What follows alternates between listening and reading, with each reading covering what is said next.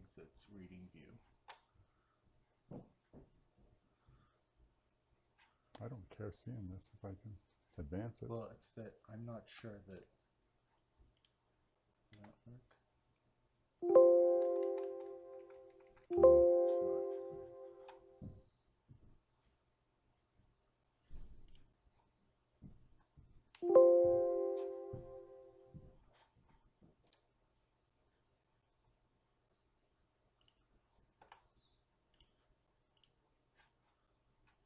So when we start.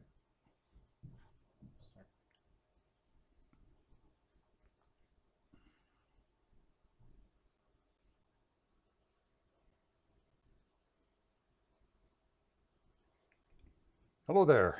I'm Robert Fleming, partner in the Tucson, Arizona law firm of Fleming and Curti. After a couple of false starts, we're ready to talk about digital wills in Arizona. And let me explain that this is our first attempt at covering this sort of thing by live streaming. So, we'll probably have a couple of bumps along the way, and maybe it won't work exactly the way we intend it to work. But I'm going to talk to you about how digital wills work in Arizona today, or how they don't work, and what exactly we're talking about when we even discuss digital wills in the first place. So digital wills, first of all, maybe we could do a little bit of definition of terms. We need to figure out what is covered by a digital will. What do we actually mean when we say digital will at all? A couple of different possibilities. We could be talking about a will that is prepared and signed electronically in the same way that you might sign a real estate contract, or for that matter, a receipt at a coffee shop, or at a some nice boutique where you bought a cute frock or something. You could sign on a pad to complete that purchase. And could you do the same sort of thing for a document that was prepared by an electronic means on some sort of electronic reader? Or do we mean a digital will is something that is prepared on an electronic device, like an iPhone or a smartphone or tablet, some kind of device like that? Or do we mean that a digital will is something that takes care of passing assets that are digital in nature, like your social media accounts and your online bank account, your online business accounts, or virtual currency, if you have Bitcoin or some other virtual currency? Is that what we mean by digital wills? For purposes of our conversation, we're going to drop out that last possibility. It's an interesting one. It's one that deserves some conversation. We need to make sure that we have made some sort of plans for our social media accounts and other online presence. But that's not what we're going to talk about today. We're going to talk about wills that are completed and signed by some sort of electronic means. They might be prepared on simple, everyday handheld devices like tablets and smartphones. And if you did something like that, would it be admissible in a probate court in Arizona today?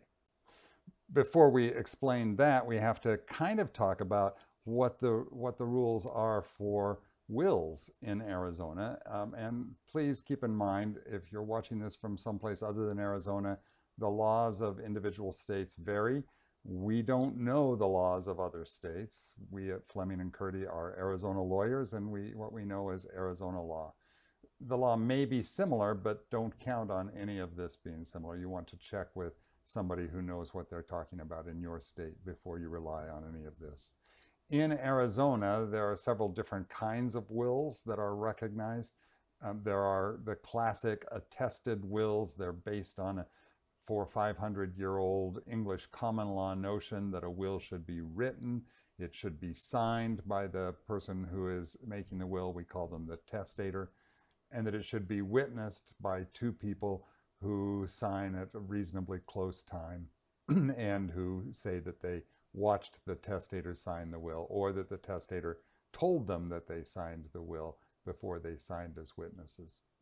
There are lots of old-fashioned rules about those attested wills. It used to be in Arizona and many other states that all of the witnesses had to be able to see each other. They all had to be in the same line of sight in order for an attested will to be valid. That's not the same, that's not the requirement today in Arizona, at least, but that's kind of the origin of those notions of everybody standing around and doing the signing in a common setting. And of course, that's the best practice, even if it's not required by the law. Arizona, as do a lot of other states, also recognizes self-proved wills. A self-proved will is not really a different kind of will. It's just an attested will, still has two witnesses, it's still in writing, still signed by the testator, but it's also notarized. And the notarization is to prove that all three of the testator and the two witnesses all are who they say they are and that they're doing what they say they're doing. And the advantage of a self-proved will is that when it comes time to probate the will, you don't have to put on additional evidence that the will was properly signed. It's presumed to have been properly signed. So a self-proved will is just a, if you will, kind of a special type of attested will. Arizona also recognizes holographic wills. Not every state recognizes holographic wills, but Arizona does. And a holographic will is one that is substantially in the handwriting of the testator, now deceased, and signed. It has to be handwritten and signed by the testator. And the point of today's conversation is not to tell you how to do a holographic will, just to recognize that that's another kind of will that might affect how we analyze digital wills, because in some ways, a will that you type out on your cell phone or your tablet sort of looks like a holographic will. It's not, because the holographic will has to be in the handwriting of the testator, and that's going to be a hard thing to do in the case of typing something on a cell phone, for instance. Although one of the stories that I'm going to tell you in a moment will involve something that might well have turned into a holographic will and might raise the question about whether you could create a holographic digital will, which would be kind of a fun and interesting idea. So this whole conversation about digital wills has really kind of caught fire as a result of several recent stories. Two of the stories are Australian stories. They're not even US cases. And I'm going to explain to you in a minute why they are not really applicable in Arizona, but they've helped people kind of catch the notion and want to explore it further. And then there are two cases that are not in Arizona, but that are in US states that we can talk about. So let's start with Mark Nickel. Mark Nickel, of these four stories, is actually the most recent one. Mark Nickel tragically killed himself in Australia in 2016. But just before he died, he typed out a text message on his cell phone. He didn't send it, but he typed it out on his cell phone. Well, apparently he typed it out. No one watched him do this, but it was found on his cell phone later, and it indicated who he expected and hoped would receive his property. And at the end, he typed "my will," and then he hit a return and he typed Mark Nickel, and then he put in a smiley face emoji. And the question became whether that would be a will. Now, it's pretty clear under Arizona law that that would not be a will. And I don't want you to get the notion that I'm suggesting that Mark Nickel's will might work in Arizona. But it did work in Australia, because Australian law has a provision that allows something that pretty clearly expresses the intent of the decedent to act as if it was a will, even if it doesn't meet the formal requirements of a will. Arizona does not have a law like that. And so far as we know, no state in the US has a law as forgiving of the formalities as the Australian law. So it's unlikely that Mark Nickel's will would work anywhere else, or I'm sorry, at least anywhere in the US, but it did work under Australian law to pass his estate. It wasn't even the first case that had been decided like that. The Carter Yu case out of Australia, also the same state in Australia, was a kind of a similar story, that Carter Yu had typed out his will on his iPhone. he had identified it as My Will. He had saved the file on his iPhone as My Will in 2011. And as with Mark Nichol, he killed himself shortly after he prepared this document. And in 2012, Carter Yu's will was found to have been a valid last will under that same Australian law that treats documents somewhat more generously. As I say, those two Australian cases have gotten everybody kind of thinking about digital wills, but they would not be valid wills under the law of Arizona, certainly, and probably not the law of any other state in the US as of now. That could change, and we'll talk about that in a minute. Meanwhile, the same kinds of things are beginning to change in other states of the US. There's Stephen Godfrey's Tennessee will. So Stephen Godfrey in 2002 typed out a will in Word on his computer, and rather than printing it out and signing it, he typed his name in the signature block using one of those cursive fonts that looks a little bit like a signature. And then he printed it out with the cursive signature, the sort of signature, on the document. And he had two friends over, and he told them, "This is my will," and he pointed to the signature and said, "This is my signature. I would like you to witness my will." And they both signed in ink on the document that he had printed out. And the Tennessee Court of Appeals ultimately decided that that was a valid will under Tennessee law, because he was affirming that that was his signature when he asked the witnesses to sign. So kind of an interesting question of whether, if Steve Godfrey had shown them his signature on the computer screen in the Word document and had asked them to type their names on the appropriate signature blocks, whether their witness signatures would also qualify as signatures. I suspect they probably would, but that question didn't get resolved, and not all of the questions about something you might call a digital will got settled. And of course, Stephen Godfrey's case was in Tennessee, not in Arizona, so we're not entirely sure how well Arizona courts would receive the same kind of a notion as what was shown in Steve Godfrey's will's case. There's another US case out of Ohio in which Javier Castro is in a hospital. As it turns out, he's dying. He's surrounded by his family. He has 3 brothers. And somebody says, "Javier, you should make a will." Nobody can find a pen and paper.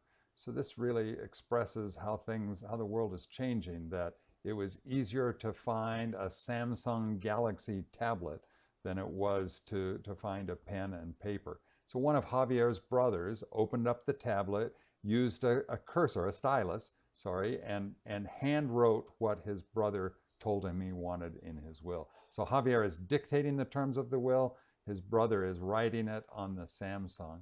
And then when he's all done, the brother hands Javier the tablet and the stylus. Javier draws a line and signs his name at the bottom of the document on the Samsung tablet, and then hands it back to his 3 brothers, each of whom signs as a witness using the stylus. And then tragically, Javier died a couple of days later. His brothers printed out the document on the tablet and asked the probate court in Ohio to admit this document as a copy of Javier's last will. An interesting question there. Is it a copy or is it the original? Well, it's a copy because the original is actually on the tablet. So how would you admit the original will in the case of a contest? It's important to note that nobody contested Javier Castro's will. If his will had not been valid, everything would have gone to his parents instead. And his parents said, if the judge did not accept the Galaxy tablet will, that they were intending to give everything to the same people that Javier had named in his will. So it was not going to change the outcome, and there was no contest. But nonetheless, the probate judge decided that that thing that Javier signed on the Galaxy tablet was a will. Would that same result happen in Arizona? I think so, but we don't really know. We don't have any Arizona cases, to decide whether or not the same result would obtain under Arizona law. So it's probably not prudent to execute your will in that fashion because you would like to not be the test case, and tragically, we wouldn't know whether it was valid until after you had died. So I'm not encouraging people to try this, but if you had that circumstance where nothing else could be found, perhaps doing it on the Galaxy tablet would be, or a different tablet, of course, there's no requirement of any particular brand, would be treated the same way as it was in Javier Castro's case. And so this is the interesting question I suggested earlier. Suppose Javier had taken the tablet and he had written exactly what he wanted, and then using the stylus had signed it. Would that be a holographic will? Well, it might be. It's in substantially Javier's handwriting in those facts, and it's signed by him. And the statute doesn't say it must be on paper, signed by an instrument that writes in ink. And so it might work. In fact, there's another old case that has nothing to do with digital wills, in which a farmer who was trapped under the machinery when he had an accident scratched out a very short will on the fender of his tractor and then died under the tractor. And that fender was admitted as his will because he had written what he wanted in his own hand. It's not ink, it's not a paper. There's not really any reason to think that your tablet would be any different. Though, as I say, you probably don't want to be the person who tries that as a way of advancing the law after you've died. So what about digital signatures generally? Are there some general rules about how the signatures on a will or any other sort of thing might work? Yes, there are some rules. First of all, there's something called the Uniform Electronic Transactions Act, which has been adopted in Arizona and 46 other states and the District of Columbia and I believe Puerto Rico and the Virgin Islands as well. There are only 3 states that have not adopted it, and those 3 states have something that sort of acts in the same way. They've created their own versions. Arizona adopted it in the year 2000. Almost all of the states adopted it in that same year when it was first introduced in 1999, when it was first developed. Meanwhile, in that same year of 2000, the federal government adopted something called e-sign, which stands for Electronic Signatures in Global and National Commerce. And both of those laws make it pretty clear that an electronic signature will be treated the same as a pen and ink signature for all sorts of commercial transactions. They're, to a considerable extent, they're responsible for the dramatic change in the last decade in how transactions, particularly real estate transactions, are handled, and the ability to execute real estate deeds and everything else using electronic means. But both of those sets of statutes have an exception expressly in the statute. They say these statutes do not apply to wills, codicils, or testamentary trusts. For those of you who are very fond of the Oxford comma, note that the original statute, the Uniform Law and the federal law, both use the Oxford comma. The Arizona adoption drops the comma after codicils. Completely irrelevant to the subject at hand, but I'd just like to say the state of Arizona is not as enamored of the Oxford comma as some other jurisdictions, apparently. So there is this notion of digital signatures for all sorts of transactions, but an exception for wills. But last year, in the last year, there has been quite an explosion of new legislation trying to expand this to allow digital signatures on wills and codicils as well, and on testamentary trusts for that matter. Nevada actually adopted a statute that allows digital signatures on wills. Both the testator and the witnesses, and for that matter the notary, can all sign digitally without ever having to get out their pen. They can use the same kinds of devices that are used for real estate transactions, and or they can use a stylus, as Javier Castro did, to sign their name on a tablet or or some sort of signature pad, rather than having to use pen and ink. So clearly today, if you follow the rules and do it the way you're supposed to do it in Nevada, you can create a digital will.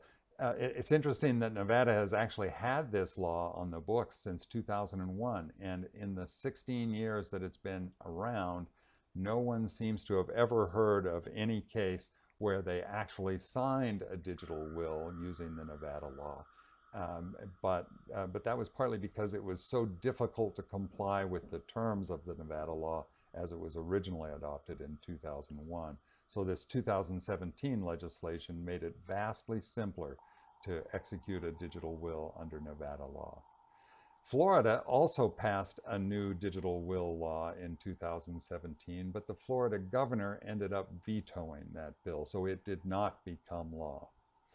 Meanwhile, Arizona and Indiana and Virginia and New Hampshire all indicated that, that their legislatures were considering digital will bills, but none of them adopted them. They didn't get through any of the legislatures. In Arizona, it's been made very clear that we are going to see the bill come back again next year. And in fact, there's a study group that is trying to figure out what changes might be necessary in order to get general approval of the idea of digital wills. There will be, almost certainly be, something introduced in 2018.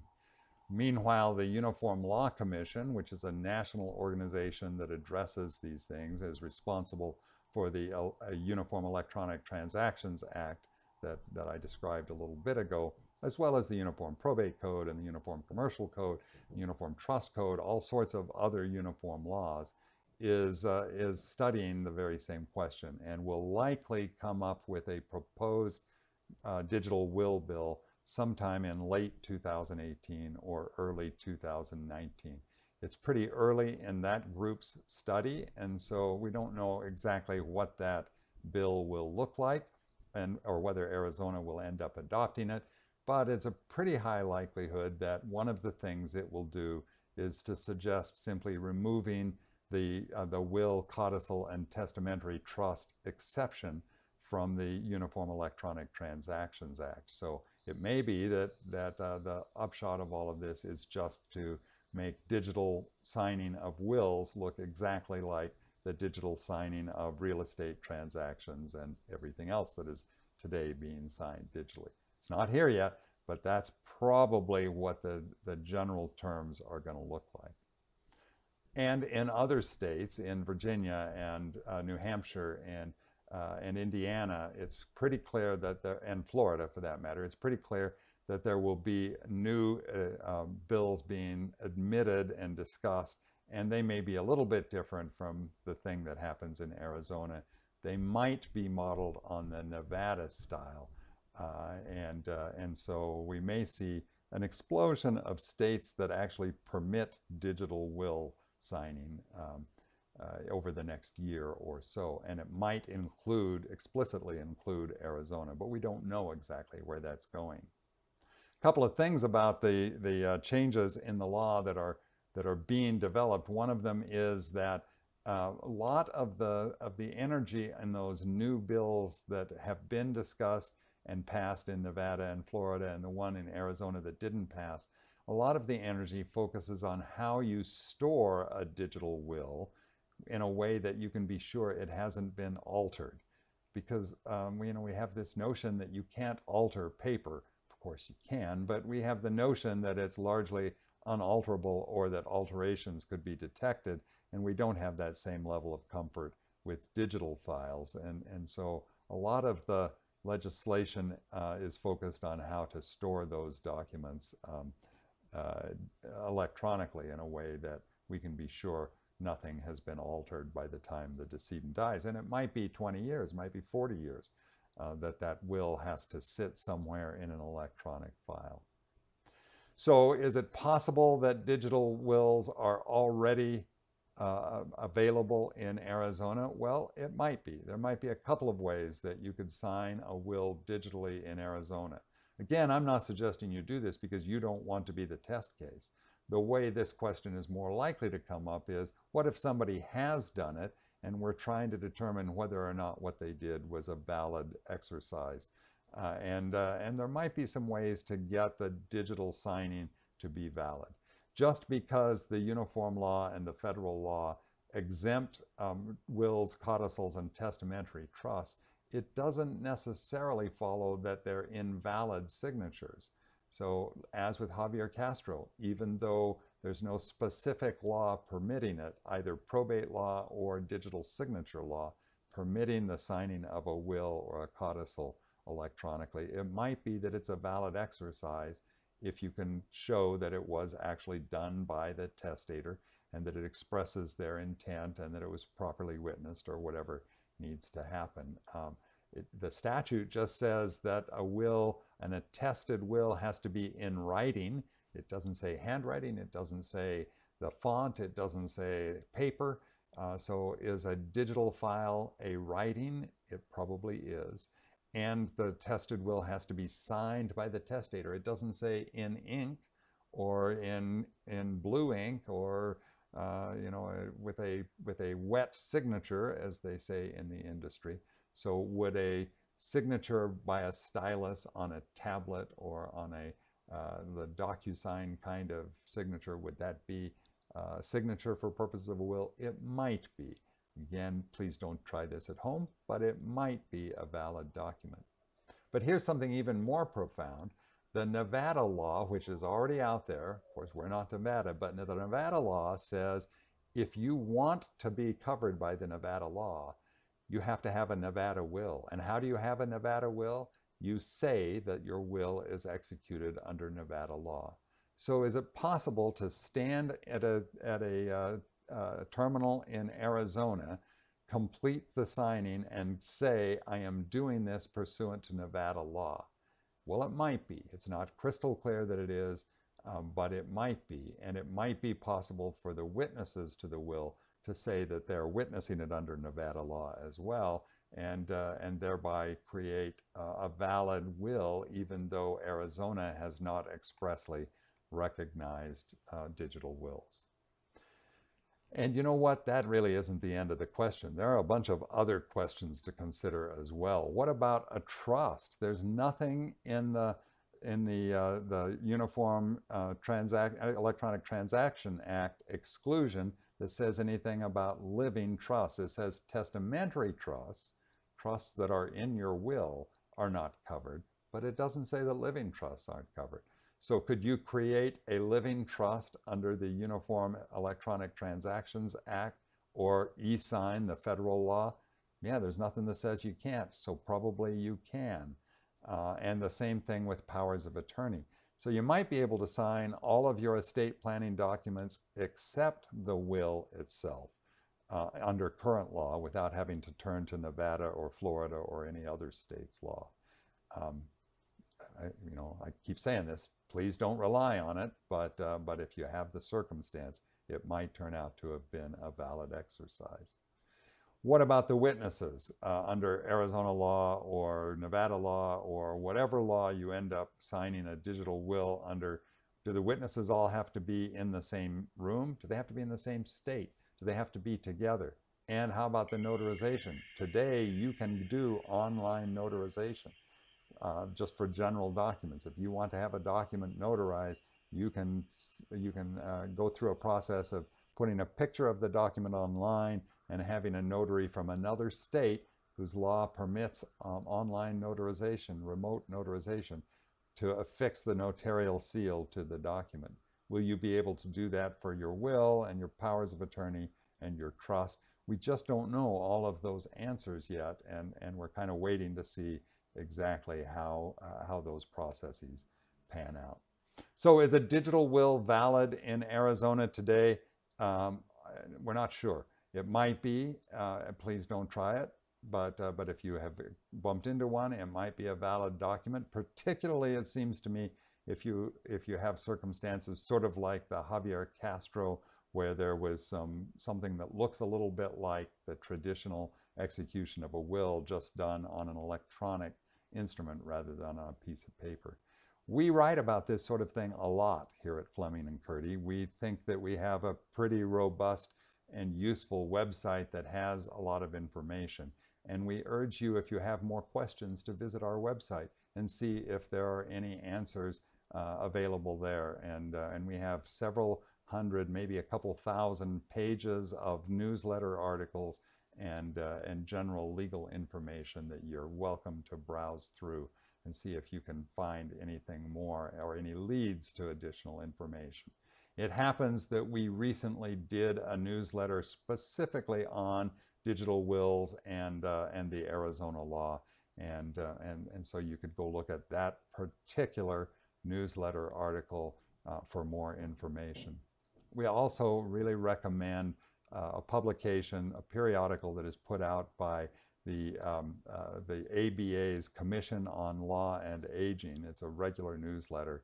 It's called Bifocal, and the June 2017 issue talks about the future of electronic wills. And among other things, it will tell you those stories about Javier Castro and the Australian wills and the Tennessee will with a little bit more background information. If you have questions, send them in. We will be delighted to see your questions, and we'll try to answer them in the comments section afterwards. And otherwise, we hope to see you next time we're live streaming. Thank you for joining us, and be well.